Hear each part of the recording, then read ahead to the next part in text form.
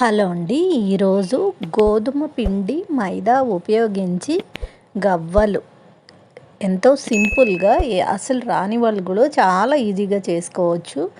అర కేజీ మైదా పిండి తీసుకున్నానండి. ఇందులోకి సుమారుగా ఒక 250 గ్రామ్స్ గోధుమ పిండి కూడా వేసుకోవచ్చు. ఇష్టం ఉన్న వాళ్ళు వేసుకోవచ్చు, లేదంటే అచ్చగా ఆటాతో చేసుకోవచ్చు, లేదంటే అచ్చగా గోధుమ పిండితో కూడా చేసుకోవచ్చు. ఈ విధంగా అర కేజీ గోధుమ పిండికి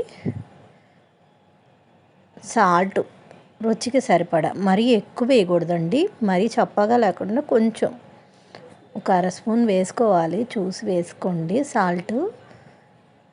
ఈ విధంగా సాల్ట్ గోధుమ పిండికి బాగా పట్టించండి నీట్గా. ఇప్పుడు దీనికి ఆయిల్ వేసి ఈ పిండి అంతటికి బాగా పట్టించి ఇలా ఉండలాగా వచ్చేలాగా కలుపుకోవాలి ఆయిల్ వేసి. ఇది మటుకు కంపల్సరీ, ఇలా చేయడం వల్ల గుల్లగా బాగా క్రిస్పీగా వస్తాయి.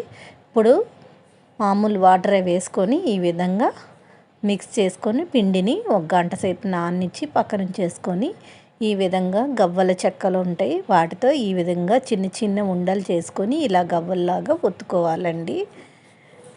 ఇలాంటి చెక్క మీద ఈ విధంగా చిన్న సైజ్ బాల్స్లా చేసుకొని ఇలా తయారు చేసి వీటిని కొంచెం ఆరనివ్వాలండి.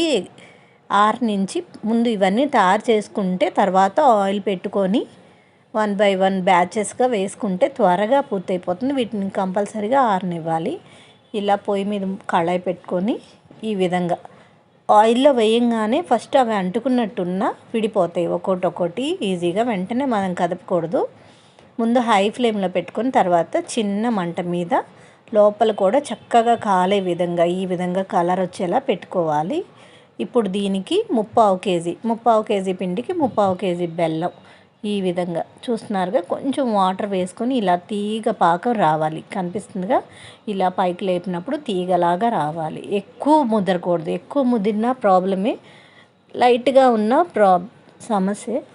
ఈ విధంగా చక్కగా వేడి మీద ఉన్నప్పుడే ఈ పాకాన్ని చక్కగా వీటికి పట్టిస్తే ఎంతో రుచికరంగా ఉండే గోధుమ గవ్వలు రెడీ.